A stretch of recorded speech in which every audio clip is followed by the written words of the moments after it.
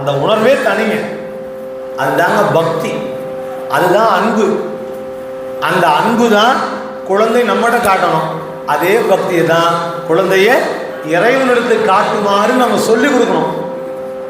அம்மையப்பரே உலகத்து அம்மையப்பர், அவன் தான் வீட்டில் நடமாடும் கடவுளாக தாய் தந்தை, மறைந்திருக்கும் கடவுளாக அம்மையப்பர். அவர் தான் நமக்கு தாய் தந்தையாக வந்திருக்கிறார்.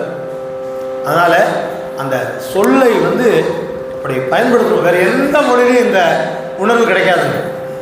வேறு எந்த மொழியிலும் கிடைக்காது. தெலுங்கில் போய் பார்த்தீங்கன்னா மா, கனடாவில் அதுலேயும் மா தான், ஹிந்தியில் போனீங்கன்னா அதுலேயும் மா தான். வேற எழுத்து வரவே வராது. இம் கூட்டல் மா. நான் தமிழ் மொழியில் மட்டும்தான் உயிரும் மெய்யும் சேர்ந்து வர்றது. உடம்பையும் உயிரையும் கொடுத்தவங்க ரெண்டு பேரும் சேர்ந்து நம்ம அம்மா அப்பான்னு கூப்பிடுற. எந்த மொழியிலையும் இந்த இலக்கணம் சொல்லப்படாது.